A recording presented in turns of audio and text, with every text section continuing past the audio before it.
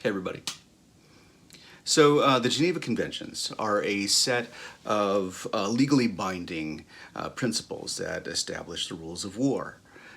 Included in these are the agreed upon ideals that establish that human beings are treated humanely. These articles include mandates that state that the sick must receive care, that sexual violence is prohibited. It bans torture and other forms of ill treatment. And it states that the families of those who are detained have a right to know the fates of their family members. Today, AOC let loose with a set of tweets discussing the conditions that people are facing in the detention centers. People are kept up late at night. Women are basically subject to sexual intimidation. There's a lack of clean water. We have people drinking out of toilets and things like that. We've already heard about the unsanitary conditions that children are facing, where they have no soap, they have no toothpaste, that kind of thing. Now, the reason I brought up the Geneva Conventions is people talk about, what's expected of the people who are detained, and there are a lot of people who say, well, they're not prisoners of war, they're people who broke the law. But what's interesting is, I went back a few years, and I found a tweet from now President Donald Trump establishing his ideas and describing them as a war on illegal immigration. And that's a problem.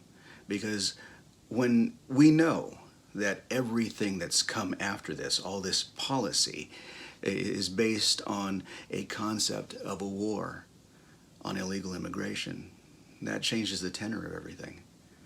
See, now we know that the people who are detained are actually prisoners of this war. And now we know that everything that they're facing in terms of the conditions they're living in, the violence they have to face, the lack of basic regard for their humanity, well, these are war crimes. There's no other way to look at it. If we consider that Donald Trump was speaking from his heart years ago when he said it was a war on illegal immigration, everything that's followed has been a pursuit of that war.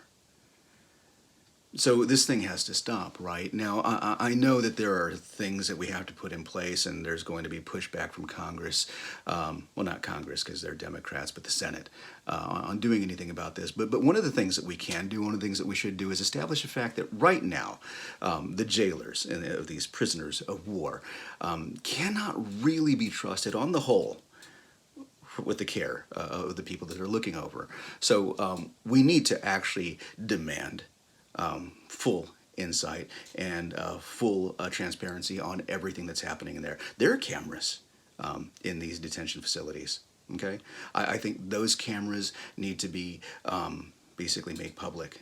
The things that are on there need to be open to the public for people to watch and for people to ensure that humane treatment is happening in that. That is the very minimum that we can do. I know that right now the administration in power is going to stop us from doing anything further, but we have to document everything that's happening right now, because if this is a war on illegal immigration and the mistreatment that's happening to the people in there is a byproduct of that, somebody will have to answer for this someday. The Geneva Convention states so. Anyway, that's all I have to say about that. Feel free to argue with me. By the way, my name is Mat Pruneda, and I'm running for Congress in Texas's 26th district.